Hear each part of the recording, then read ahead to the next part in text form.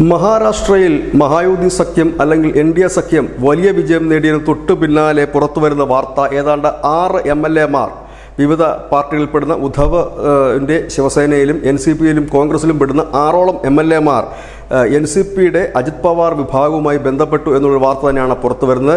ഈ 6 പേരല്ല, അതിൽ കൂടുതൽ MLAമാർ ഉടൻ തന്നെ മറുകണ്ഠം ചാടാൻ സാധ്യതയുണ്ടെന്നുള്ള വാർത്തകൾ ഇന്നലെ മുതൽ തന്നെ മഹാരാഷ്ട്ര രാഷ്ട്രീയത്തിൽ പരക്കുന്നതാണ്. ഇപ്പോൾ ഏതാണ്ട് അതിനൊരു വ്യക്തത വന്നിരിക്കുന്നു.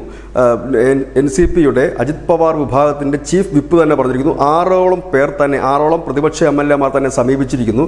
വികസനം നടക്കണമെങ്കിൽ ഇനി ഭരണകക്ഷിയുടെ കൂടെ നിന്നാലേ കഴിയൂ എന്നാണ് ഈ വരുന്ന MLAമാരെല്ലാം പറഞ്ഞതെന്നാണ് ഇപ്പോൾ NCP അജിത് പവാർ പക്ഷം പറയുന്നത്. ഏതായാലും MLAമാർ കൂട്ടത്തോടെ വരുന്നു എന്നുള്ളത് തന്നെയാണ്. ഒരുപക്ഷെ മഹാരാഷ്ട്രയിൽ നിലവിൽ പ്രതിപക്ഷ നേതാവില്ല. ഇനി പ്രതിപക്ഷം തന്നെ ഇല്ലാതായാലും അത്ഭുതപ്പെടാനില്ല. കാരണം ശരത് പവാർ പൂർണ്ണമായി തന്നെ NDAയുടെ പാളയത്തിലേക്ക് എത്തും എന്നുള്ള ഒരു വാർത്തയുണ്ടായിരുന്നു. ഇനി അവശേഷിക്കുന്നത് ഉദ്ധവ് മാത്രമാണ്. കാരണം കോൺഗ്രസിന് ഈ സഖ്യത്തിൽ ചേരാൻ കഴിയില്ല. ഒരുപക്ഷെ പ്രതിപക്ഷ പാർട്ടി എന്നത് ഒരുപക്ഷെ കോൺഗ്രസ് മാത്രമായി അവശേഷിക്കാനാണ് സാധ്യത.